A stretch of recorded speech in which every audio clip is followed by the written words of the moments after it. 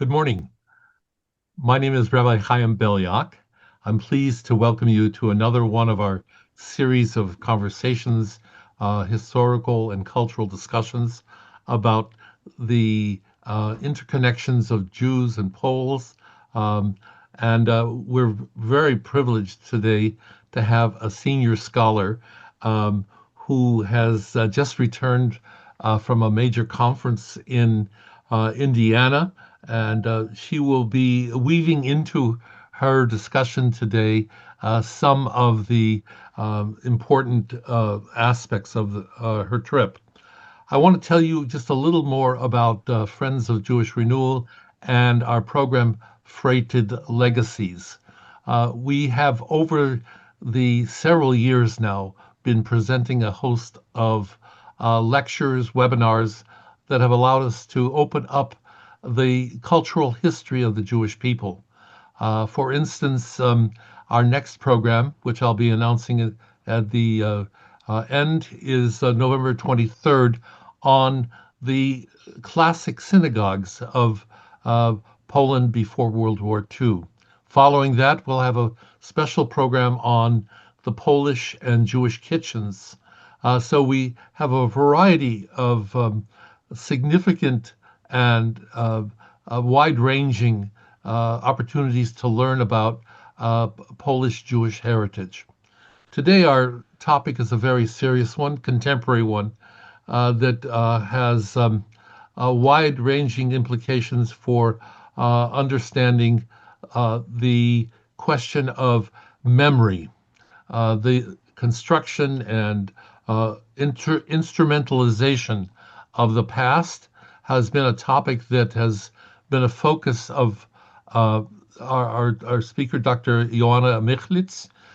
It is something that has been one of the 4 or 5 major through lines of her work.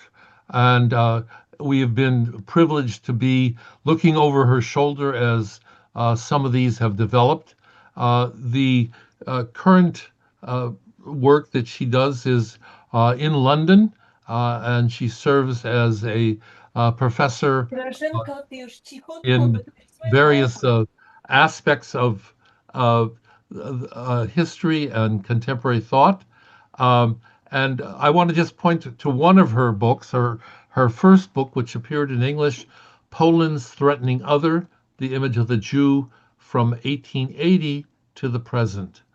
Several other books that she's written have touched on the topic today, bringing the dark past to light, the representations of the Holocaust in post-communist Europe. She has 2 new books that are coming out, one this next month in December, and yet another one May 2026. We'll tell you about them towards the end of our time today. We're very privileged to invite Joanna to share with us her current topic, which will allow us to have an understanding of the area that is frankly shifting. The formal topic is the Holocaust in Eastern Europe, memory and politics after the Cold War, the case of Poland, 1989 to 2025, a very broad topic, and invite you to look at a key essay that we have posted on our website that covers some portions of this. And now, Dr. Michalic, welcome and thank you for being with us.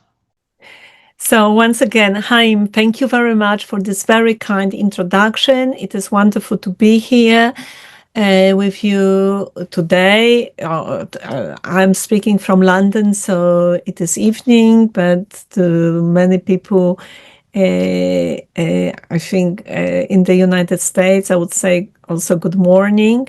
So of course today it's a somber day. It is also, as we know, the anniversary of Kristallnacht.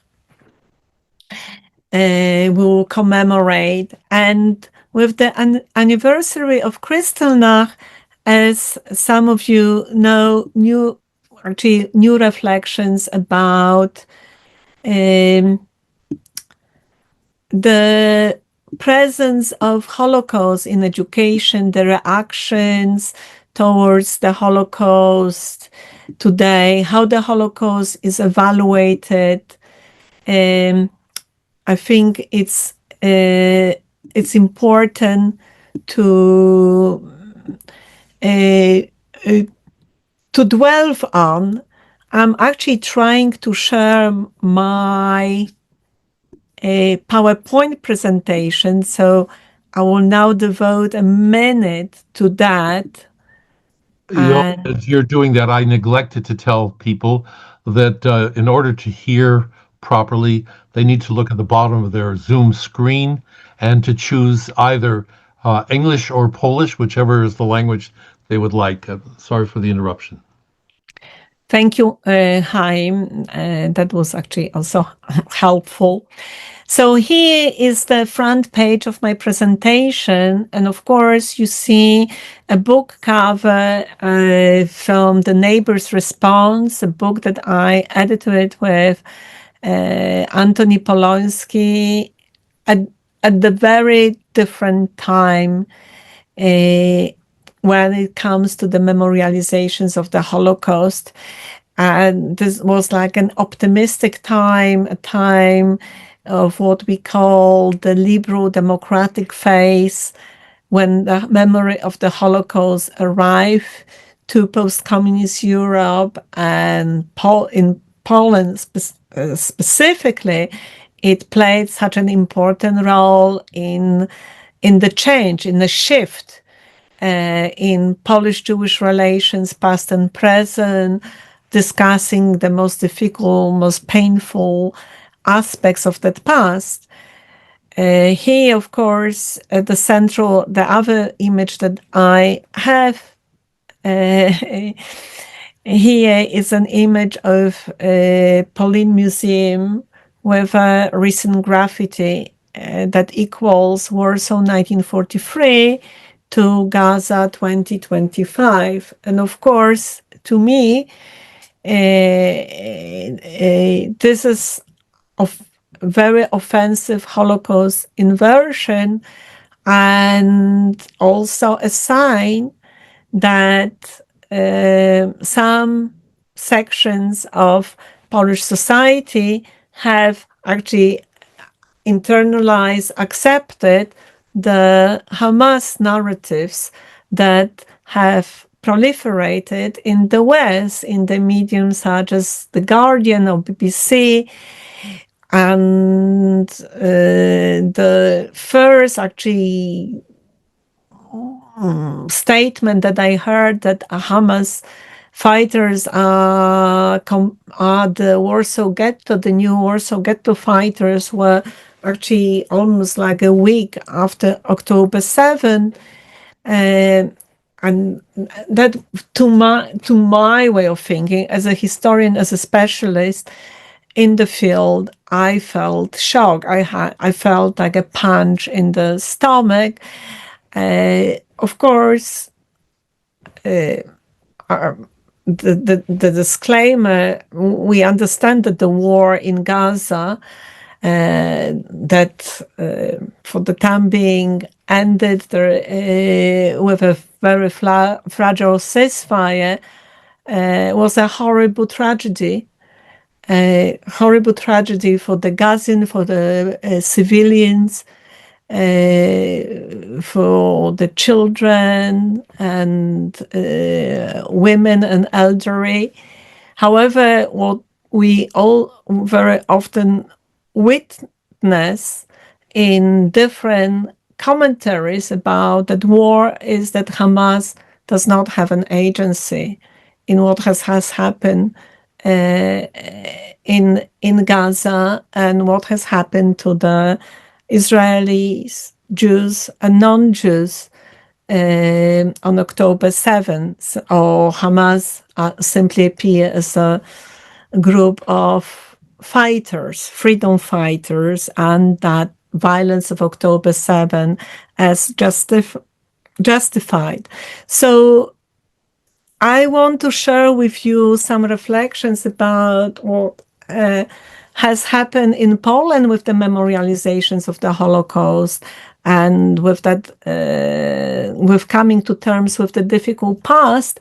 However, because we are in a totally different moment, so I have to bring some more general aspects to that conversation. That this is not only conversation about Poland and of course, to some extent, with a colleague of mine, Per Rudling, we wrote a book, article, and we are also writing a book in which we are looking at what's happening in Poland now in relations to other post-communist countries as well as Western Europe. So this is like a continuity of my book that I did with John Paul Himka about bringing the dark past to light, the representations of the Holocaust in post-communist Europe between 1989 and 2010, which from our vantage point today,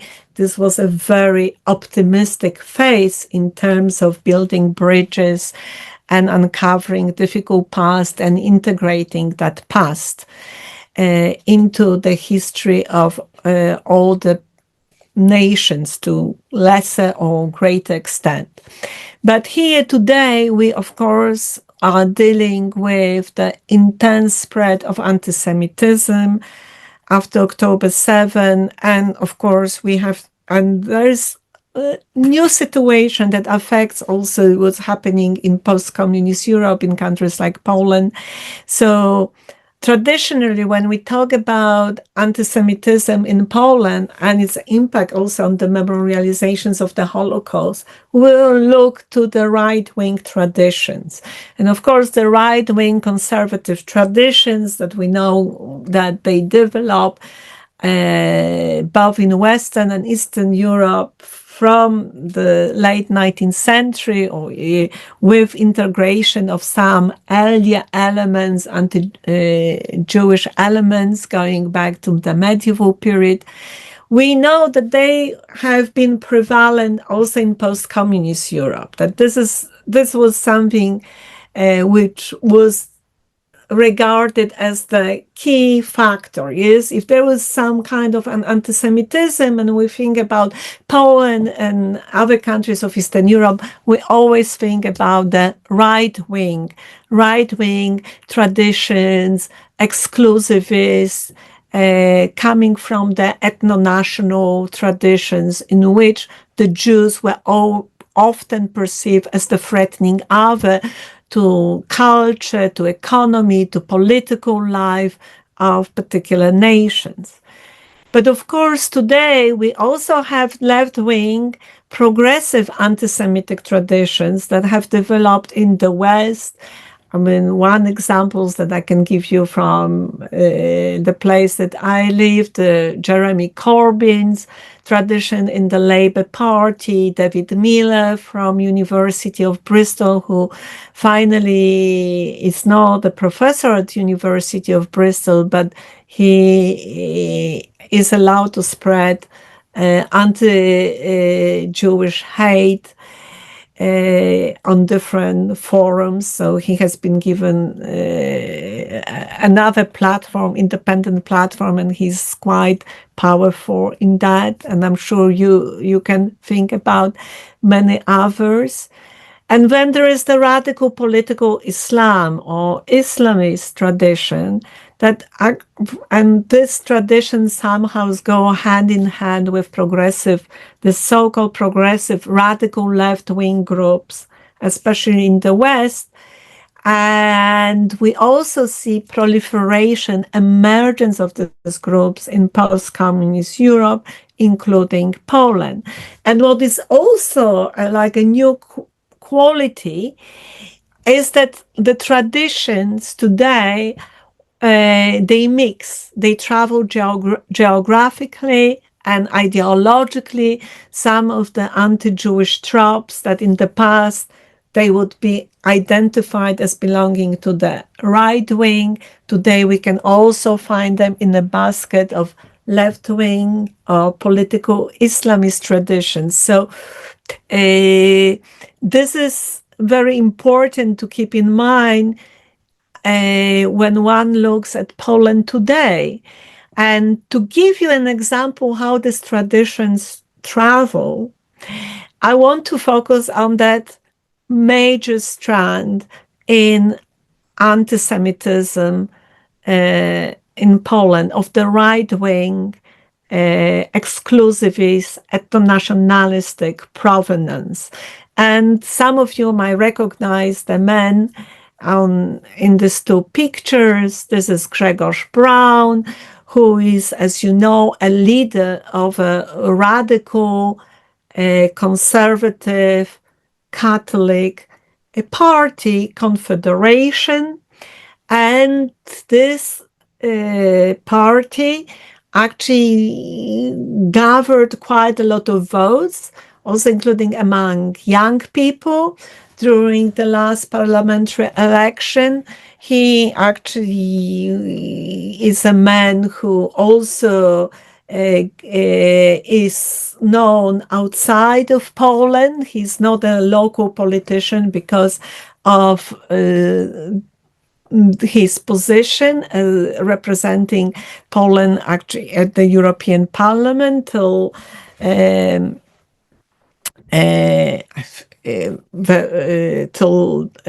this year, early this year. So this is not a small figure.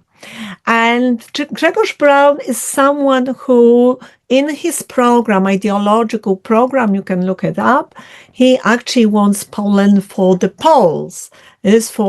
And when he talks about Poles, he means mainly Catholic Poles. So here we can actually go back and see how this late 19th century ethno-nationalistic traditions operate. Yes, in a modern political party. And he's a man who also doesn't want any refugees from the Middle East, from North Africa. He's dead against accepting any refugees. And this is the man who, in the European Parliament, on 29 January this year, during the official commemorations of the Holocaust, disrupted these official commemorations by shouting, "Let's pray for the victims of Jewish genocide in Gaza." And so, in my way of thinking and analyzing this statement, knowing also the program of his party, there is like, just a moment, what's going on here? Is this man genuinely interested in the fate of Gazans and Palestinian people, civilians, or is he using Gaza instrumentally to create this Holocaust inversion and promote this, and to spread hate against Jews as he has done in the past? He is actually one of the most vehement opponents of Poland coming to terms with its difficult past, and I have given you one example of that. He, on 30th May 2023, at the German Historical Institute in Warsaw, he disrupted a lecture by eminent professor Jan Grabowski, who is known for studying, unpacking the difficult past, as one of the key scholars of that difficult past in Polish-Jewish relations during the Holocaust.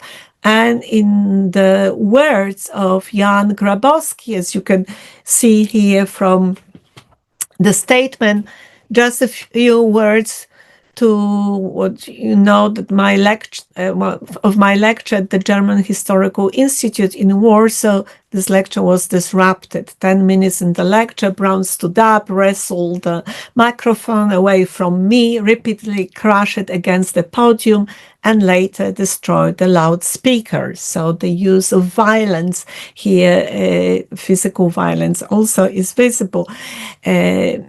And this is the paradox. So we have Grzegorz Braun, right-wing conservative politician, opposing the difficult past, opposing coming to terms with the difficult past in Polish-Jewish relations. And he's is also somebody who advocates Holocaust inversion most recently. This is how the different ideas of anti-Semitic ideas, anti-Jewish tropes travel from different repertoires. And of course, here are some other images from Poland.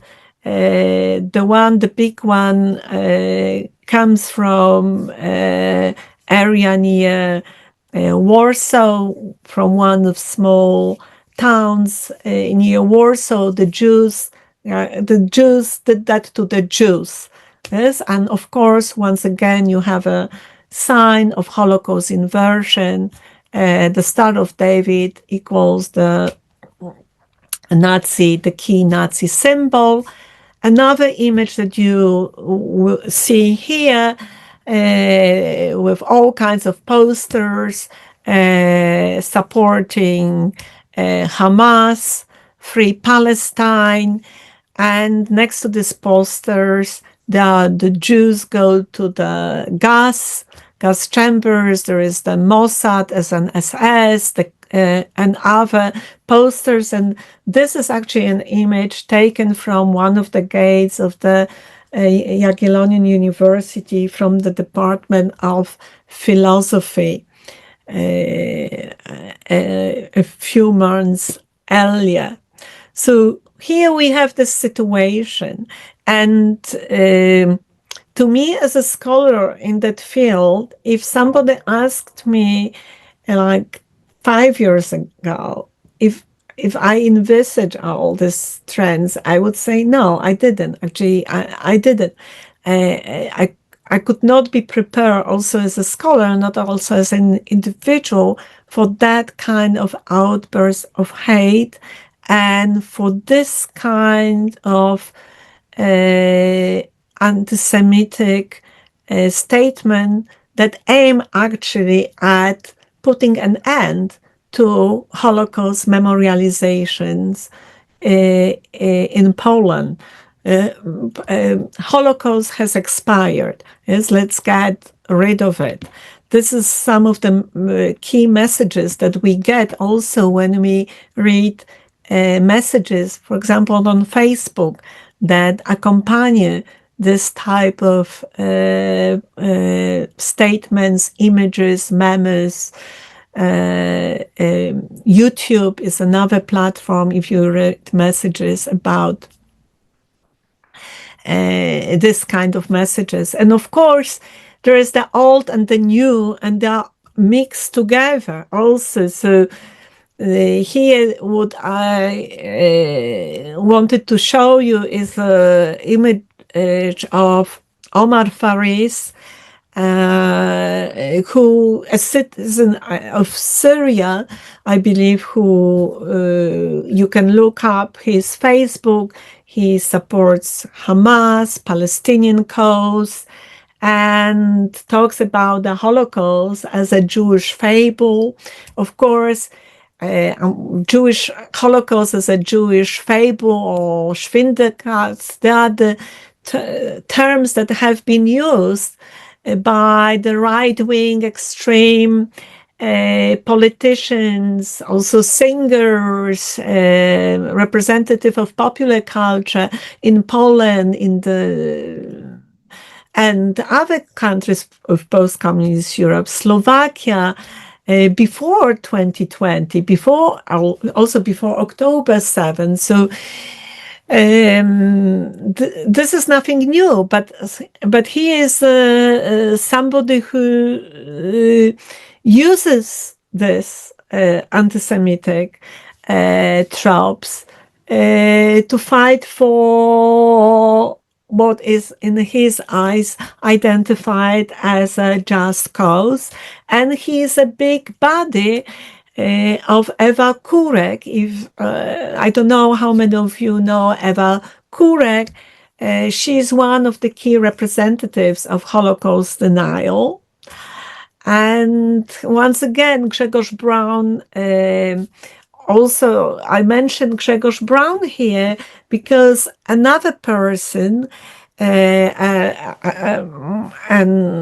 who I don't follow on Facebook, but this person is a professor, an academician.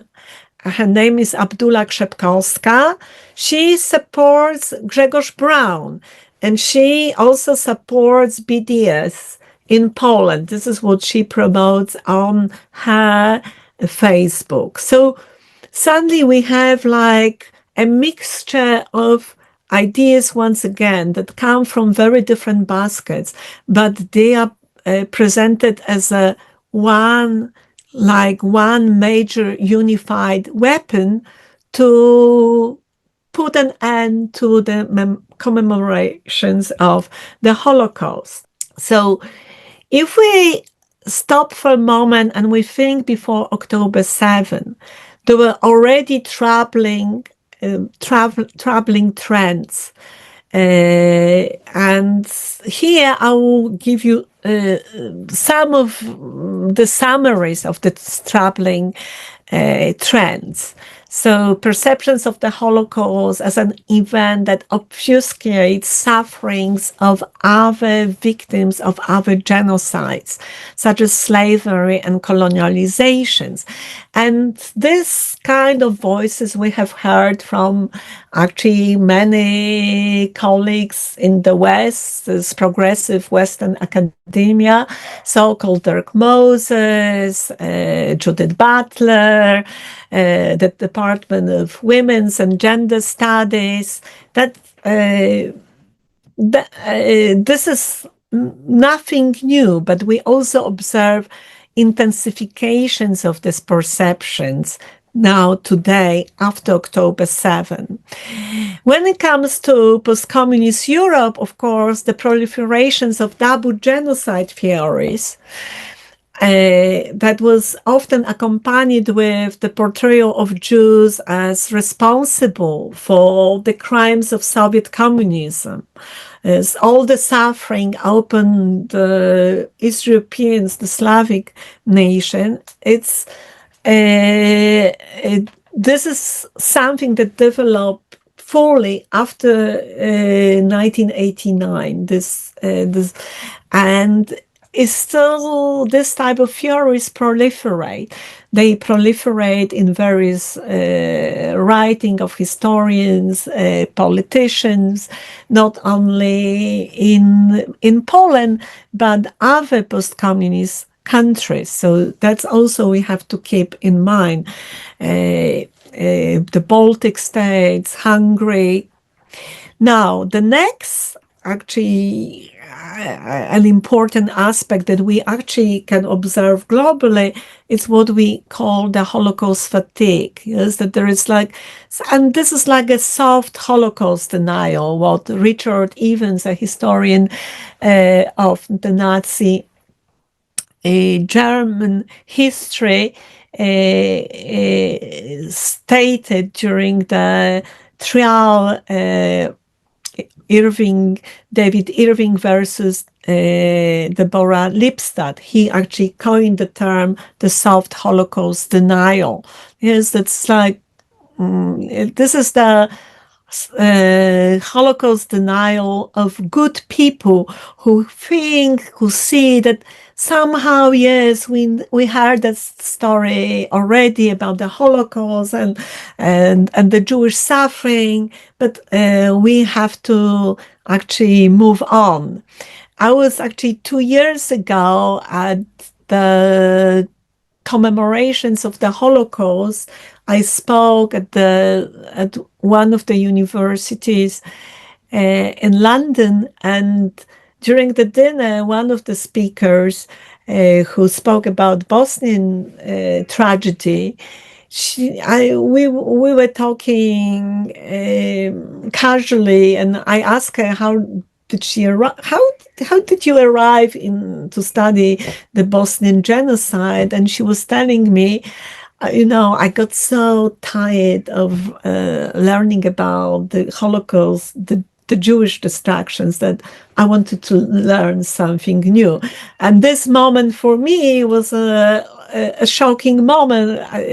As a scholar, as a scholar of the Holocaust, I would never undermine suffering and genocides of other groups in such a context. Is that I got bored with the Jewish suffering, so I'm moving on. But this is such statement today seem quite acceptable. And of course, we also have to think about this upsurge of Holocaust denial and Holocaust distortions of right-wing and left-wing and political Islam groups today. So this is what we deal with today. And to follow on this, actually, the Holocaust as an event obfuscating the memorializations of victims of other genocide, actually, some of the key aspects that are being brought up by representatives of this conviction are that Holocaust victims were privileged because they were remembered and taken seriously, whereas other groups not, so the blame is put on them. The Holocaust constitutes the basis of unjust Jewish power and guilt tripping. If you open any Facebook of individuals and you read representing this point of view, and you read comments in Polish, English, or any other languages, you very often encounter this kind of perspective. And of course, another one is Holocaust is purely a European affair of white against white violence, and so should be thought of as marginal one to the significant structural violence of our time. So that's another perspective that has been actually endorsed by some scholars of genocide studies.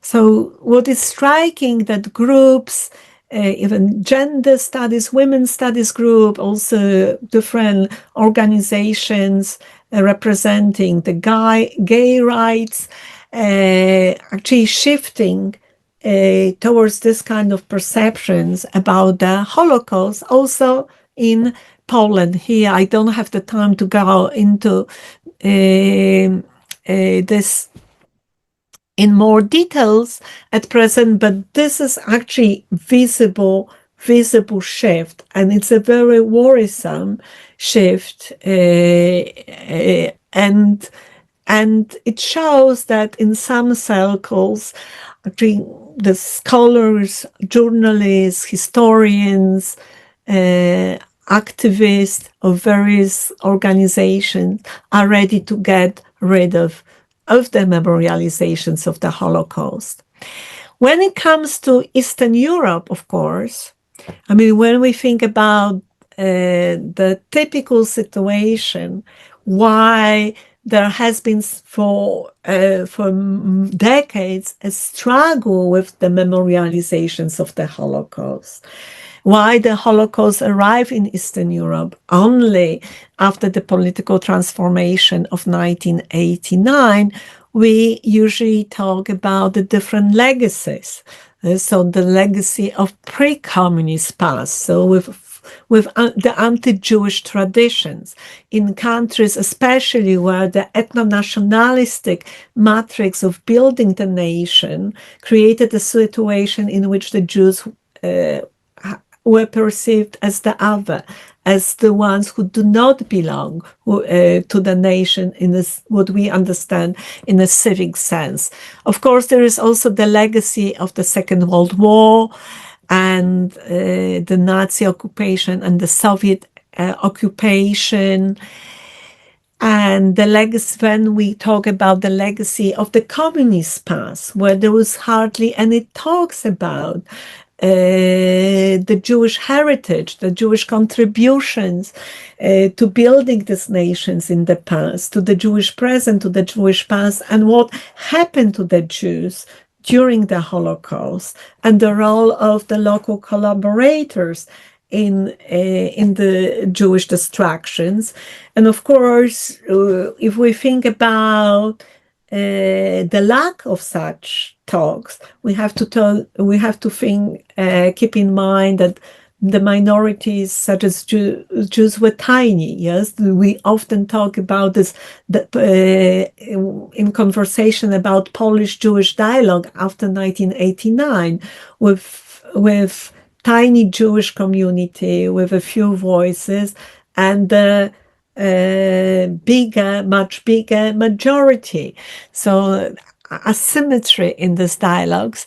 And of course, as my colleague John Paul Himka also stated in one of his recent work, Ukraina Moderna, much of Eastern Europe by 1948 was missing its traditional Jewish communities. So this absence, actually, the absence of these minorities, its cultures, also cause even greater void, yes, and actually lack of interest, lack of listening to the past, yes, that multi-ethnic past that was actually hidden under the surface in the cemeteries, in the cultural heritage, and also in the minorities, in the small Jewish communities that were still living, and no one actually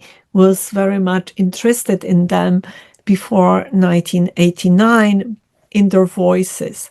But of course, today, when we think about the legacies from the vintage point of 2025, we also, when we look at post-communist Europe, we also have, and its relationship to the Holocaust, to the memorializations of the Holocaust at present and the future, we also have to talk about the fashionable imports from the West, the anti-Semitic left-wing traditions, and political Islam or Islamist. The terminology differs, but we are talking about the same things.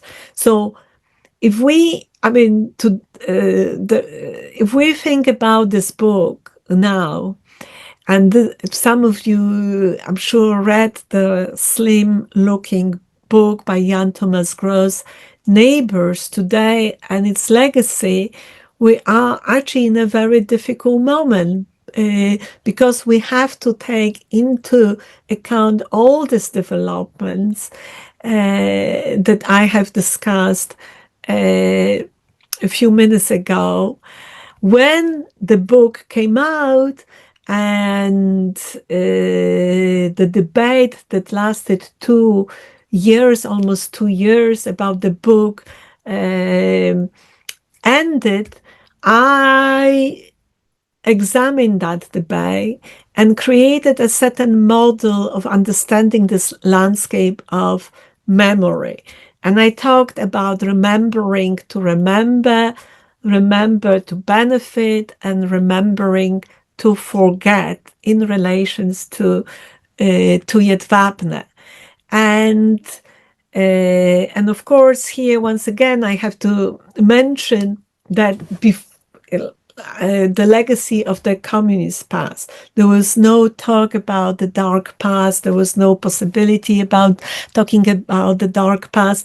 But once the Holocaust arrived in post-communist Europe, in Poland, with the book Neighbors by Jan Thomas Gross, the truth, yes, the dark truth,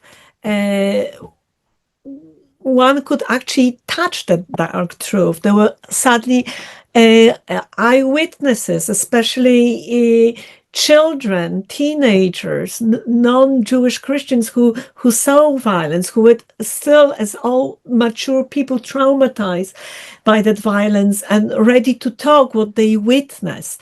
So the evidence was there, but there were other questions because so many groups that were gathered around the right-wing ethno-nationalistic traditions that could not accept that past, that difficult, painful past. And so they refuse to talk, to accept that. Yes? So everybody hears only what he understands. Yes? So those groups did not understand the importance of the dark past, also for coming to terms with the dark past, for the Polish nations, for Polish society, that rejected those segments of Polish society rejected the voice, the call of Jan Thomas Gross. One question that emerged also during the discussions and after the debate is this too much truth? Yes, the dark past that the Poles cannot handle. Yes, when would they handle? I mean, this same kind of the discussions, of course, have proliferated in other nations, and of course, Ukraine is another nation that has been dealing with these questions. And so some scholars, also psychologists, sociologists, also talked about the other aspects that we have to take into account, the mechanisms of self-defense. We don't want to face that dark past. And today, actually, with that new intensifications of the hate after October 7, we actually can ask ourselves, can Poles forgive the Jews for Jedwabne? And this is an open question, which has to be actually carefully analyzed based on empirical data. And what I could say that one, as a scholar, that the impact of this, what we call secondary anti-Semitism, is definitely clear, and it's also intensified by the shift, by the post-October 7 debates. I mean, very briefly here, some of you might have been familiar with the Jedwabne debate. Once again, the Jedwabne debate, there was no broad consensus, but at the same what happened, what the Poles did, but there was an understanding that we have to uncover and we have to study all that dark past. And Poland at the time was actually identified, interpreted as the most advanced case of the transformation, political transformation, because of the mature attitudes of its political elites, cultural elites at the time, yes, that they were willing to come to terms with the difficult past. And of course, that the fact that this debate actually occupied the media lecture halls for 2 years, that was an incredible event. Now, of course, from the post-Jedwabne era, we can, when we look back, yes, we can actually see the years 2002, 2015. This was Poland still representing liberal democracy. To the right-wing tendencies were playing a greater and greater role, and yet we know of many non-governmental charities that have done a lot of important work on uncovering the dark past in local communities, of facilitating new Polish-Jewish dialogue. The whole school of critical history writing in Warsaw was born. So there are many, many achievements of that time. When we look at the period 2015 and 2023, marked by the rule of the law and justice, and this is a time recognized as time of illiberal democracy. Of course, we saw at that period like the reversal. wanting to stop that movement, yes, of coming to terms with the difficult past, the war directed at historians who critical history writing, the war directed at institutions, museums, supporting the uncovering of difficult past, individual historians, cultural figures. But today, actually, between 2023 and 2025, and this is very brief evaluation of what's happening in Poland today in relations to the Holocaust, memorializations of Jews, and also the field of Jewish studies. It's like a time of chaos, yes. Also the existence of echo chambers, disinformation, and somehow Poland seems to be following in the footsteps of the West. Its cultural elites, members even of the group of historians who specialize in, some of them who specialize in critical history writing. So this is also a very difficult moment that actually has to be properly unpacked. And today, I'm not doing that. By any means,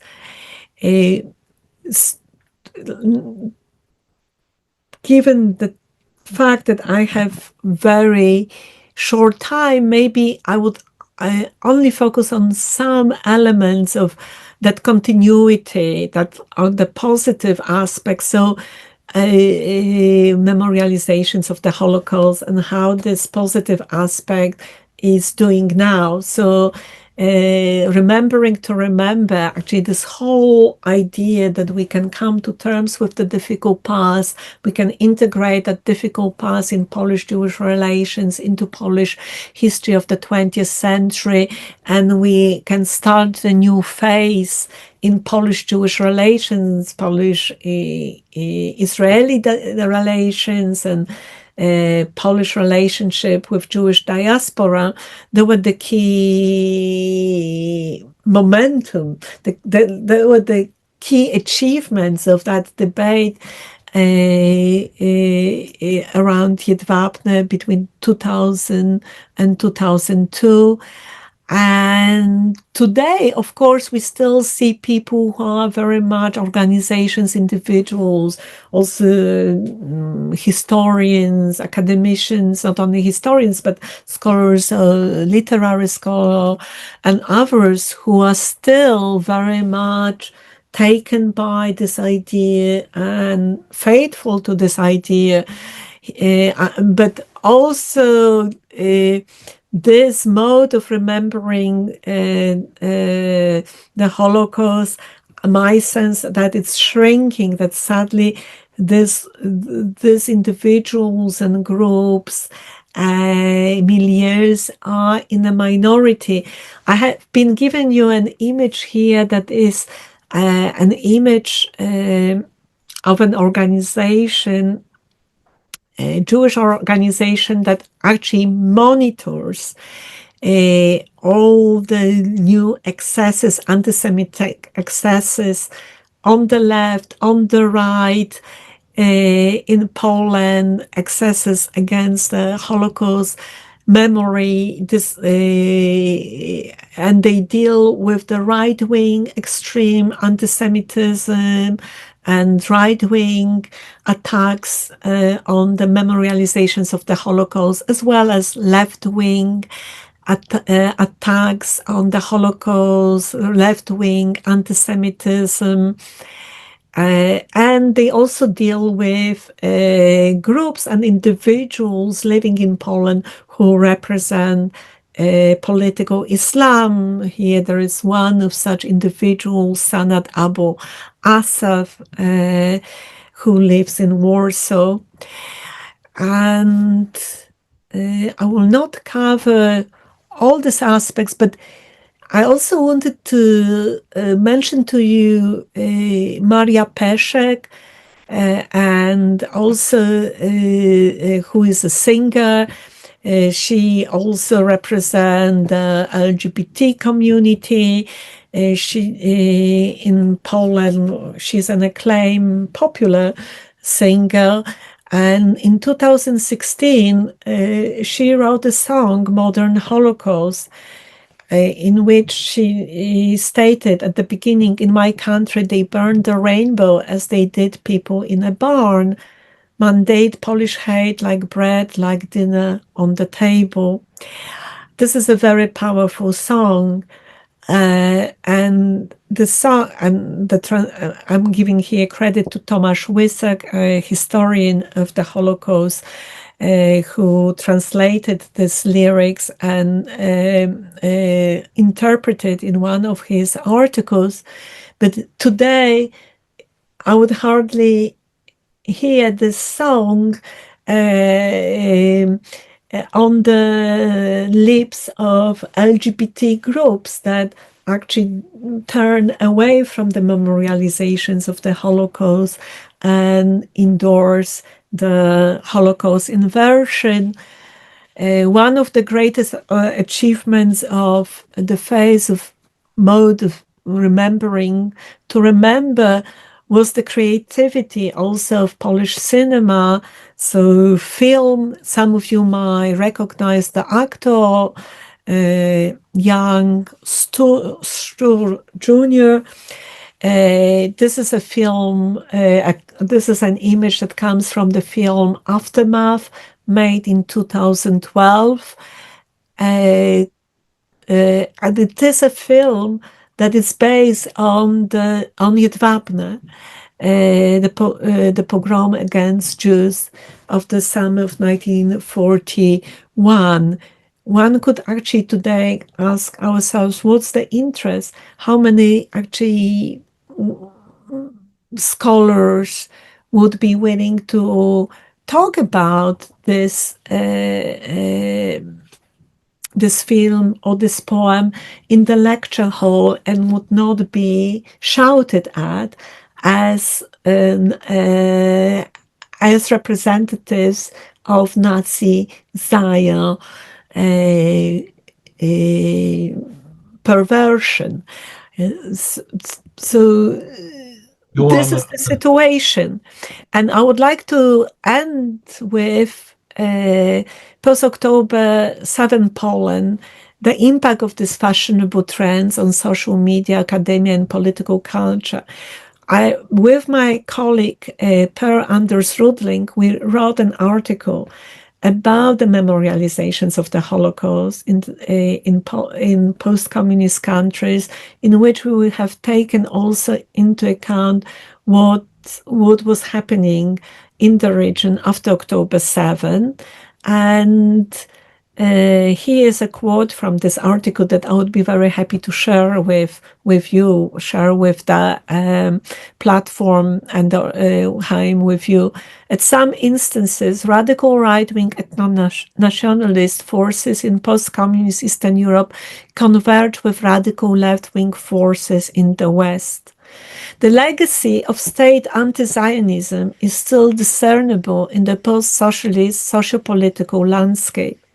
During the 80th anniversary of the Jedwabne massacre on 10 July 2021, a Polish citizen of Syrian origin, accompanied by a group of radical right-wing Poles, disrupted the annual commemoration, shouting that the Jews kill innocent Poles after the Second World War and have been committing a Holocaust against Palestinians throughout the post-war period, and that therefore the Poles have nothing to be ashamed of. In the immediate post-October 7 period, several pro-Palestinian protests took place in Warsaw and Krakow, during which its participants, mainly new migrants from the Middle East, Western students, and some local Polish groups, including the Polish Marxist Red Front, accusing Israel of committing genocide of Palestinians. They also rejected the October 7 pogrom as American imperialist propaganda and lies.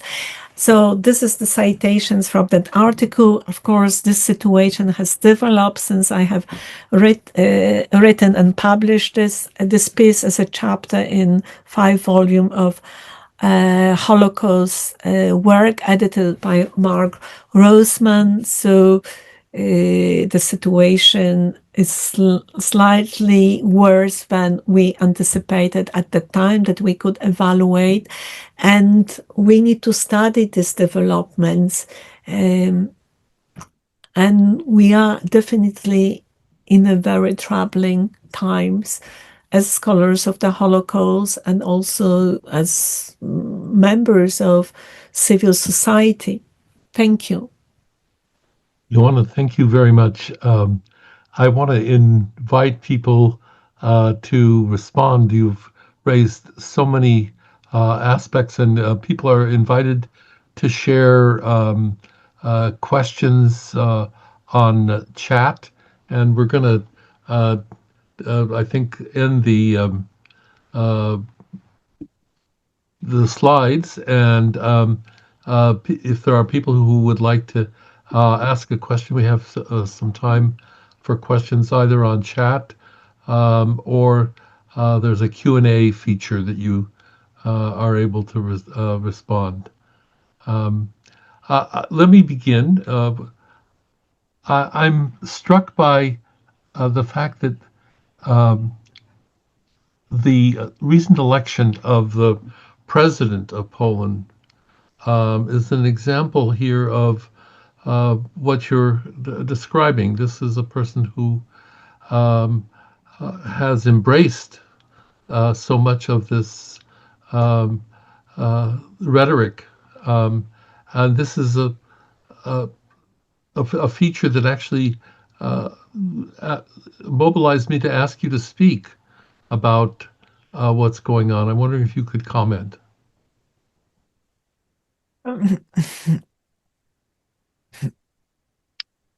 I think one should actually look at the president and look at other groups that are on the fringes, on the law and justice core group, and people like Grzegorz Braun, a politician like Manson and other, because there are more radical groups. There is a whole all Polish youth groups. There's various new, I mean, not so new. I mean, groups that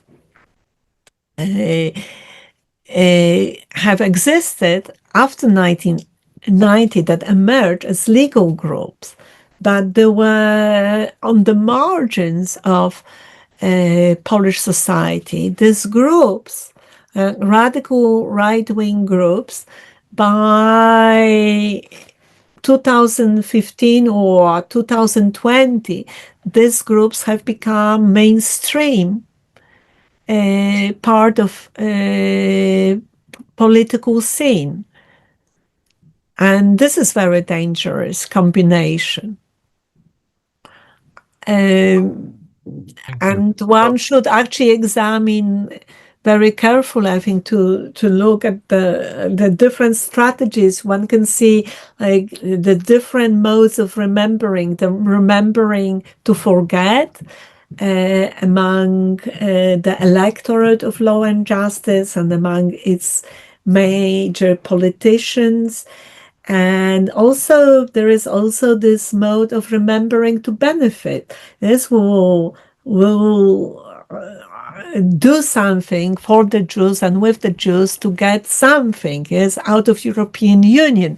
This was a very important landscape of memory, also one of the memory that in the first decade of the third millennium and even in the second decade of the third millennium. But after October 7, I'm not sure, because it's like there is no benefit, yes, to get to support the Jews, to support, there is other strategies. Of course, this is, I mean, it's this is much more complicated, but I mean, recently, the Minister of Foreign Affairs, Radek Sikorski, made a speech at the university, and he was shouted down by protesters, pro-Palestinian protesters. He was arguing very well, showing how we could name events.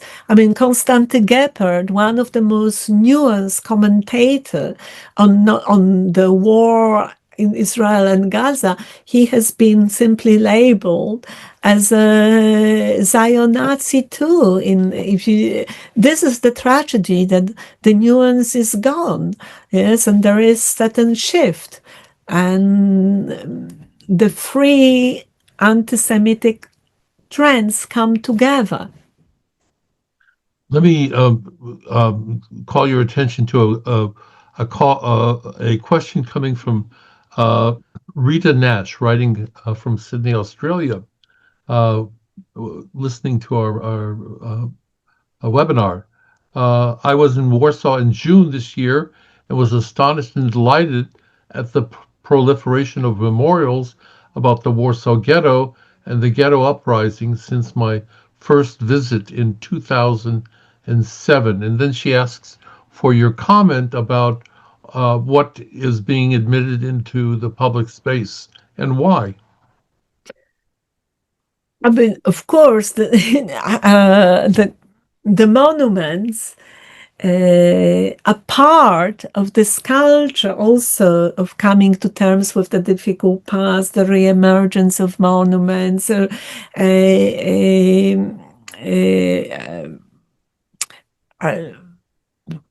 new graves, commemorations, all kinds of commemorations. I mean, you can see all over Poland, all these monuments being erected, all kind, and of course Warsaw, Krakow, and other major cities orchestrate various important commemorations around the important dates for the local Jewish communities, for the Polish Jewish communities. So this is very significant. There are many studies, but we don't actually know what will happen in terms of commemoration, genuine commemorations, because the numbers that commemorate around those monuments dwindle. There is also an attack on those monuments, and this attack on the monuments is also global, is part of the global zeitgeist. Yes, the monument to even kindergarten in London, the children has been devastated. So we have wonderful tools of commemoration. We also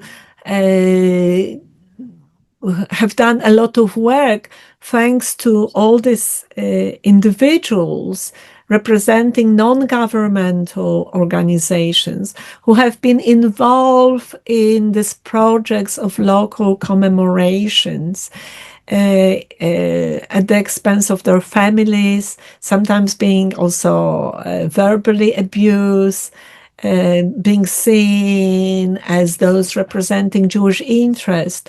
I mean, these people have done fabulous work in cleaning the cemeteries, building educational activities for local schools. I mean, there are also among these people are also teachers. So there is a whole infrastructure of the commemorations of the Holocaust. But if there is pressure to somehow not continue with the commemorations of the Holocaust, to shift from the commemorations of the Holocaust because of other important political matters, or what is presented as important political situation that tells us something about the times we lived in. Joanna, I have another question here. This one, do you see the recurrence of anti-Semitism as due to a lack or rejection of Holocaust education, a multi-generational history of Jew hatred, a political movement trying to cement its power? Why is it so rabid? It's a rather complicated question. Maybe you can take at least a, a piece of. We're We, nearing the I end of think our. we all know that statement. People love the dead Jews, but we also know that for the last 10 years, there have been a conversation among different NGOs groups, curators, educators about the Holocaust education, effective Holocaust education in different countries, what works, what doesn't work. And the current Holocaust education model is still alive, is still desirable, or how can we continue with effective Holocaust education in the light of growing Holocaust inversion? Yes, and suppression of the Holocaust, when the Holocaust important days are being hijacked. There are pressure political groups wanting to put an end to those events. I mean, there is always a need of improvement, and there are new challenges. And from my work on children, actually, one could think about creating exhibitions, website, tools in which one could look at the tragedy of different groups, Jewish children and children of our subsequent genocide. We should talk about Gaza, but I think this somehow. I'm looking at one of the quotes that the war in Gaza, and this is something that has been actually voiced by leading intellectuals, that after Gaza, the Jews have no right to Kaddish. Yes, the moral and the historical aspects of the Holocaust should be left behind. And of course, if you think about the original thinking behind that thinking, you can read Edward Said's work. Perhaps then one could actually unpack this kind of understanding. I would argue that we should definitely commemorate the children of Gaza, but we also have to, as innocent children of this war, horrible war, but we also have to look at their lives if we want to, under the Hamas regime, the use of children in the war. In other parts, children are also used in the war. So all these aspects have to be studied in a complex and nuanced manners. We are actually using all slogans filled with hate to kill the Holocaust, the memorialization of the Holocaust often. And this is a very disturbing phenomenon today, because somehow we operate with this is schemata or scheme that has been endorsed by Hamas. We have to think about different ways of looking at these events, and we have to be actually truthful to empirical data, is to and study the facts and not reject the facts and follow some doctrines. And this is what's Well, happening today. And this is the most dangerous phenomenon. Also, this is dangerous for Gaza. This doesn't for the civilians of Gaza, doesn't bring them freedom and democracy. Joanna, I am appreciative of everything you said today and the very powerful uh, last statement you made. There are other responses. I'll just read one that was written, and I assume it's from Poland, but I'm just guessing by. It seems to me that as time goes on, the information vacuum grows. So it is up to us to fulfill it with truth in whatever ways possible. You can be sure that others will be filling it with lies. I appreciate very much that as a addendum to your powerful call for uh, not being binary in our thinking, but being much more committed to empirical fact and to critical analysis. At this point, I want to thank you very much, and I want to call to people's attention the fact that there are a number of uh, uh, things that are actually of interest that I want to share very briefly uh, with people, and that is information about a book that has just about to come forward. Uh, this is a book that will be published in May of this year uh, by Joanna Michlic.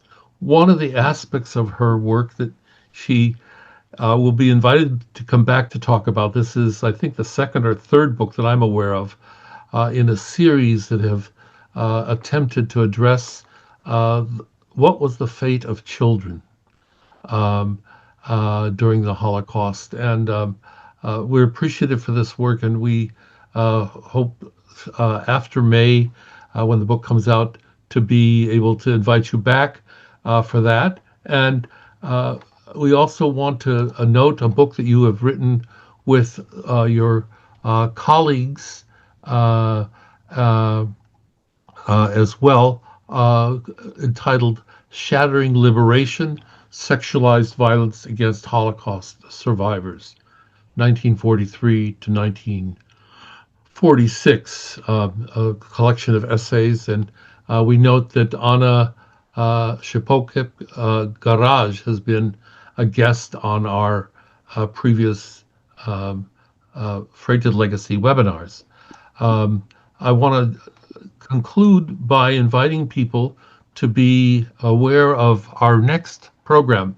Uh, we normally have a webinar once every month, but we've been privileged to have, and I think we have the slide for it, the opportunity to hear about the uh, Lost Synagogues of Europe, um, which will be a program that we will feature November 23rd of this month. And this will be illustrations by Andrea uh, uh, Strongwater, and we look forward to those illustrations and the explanations about 15 of the um, amazing synagogues that existed in Poland and Ukraine before World War II. This is among the 80 illustrations that she has done of Eastern European, Central European synagogues.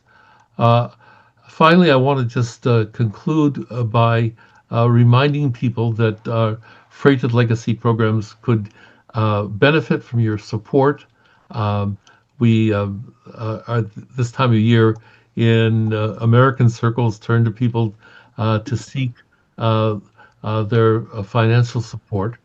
And I want to thank not only our um, illustrious speaker, Joanna, for her work, but Dominika Zakrzewska, who puts all of this together with the interpreters of Piotr Staszek, who's just come visible, and Marjana Szymanska, who I hope will be visible in a second.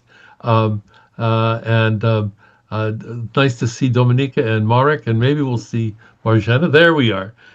They do wonderful work to make this a truly dual language uh, discussion.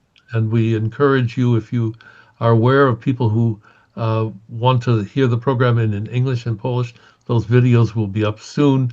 We want to wish everybody a good day.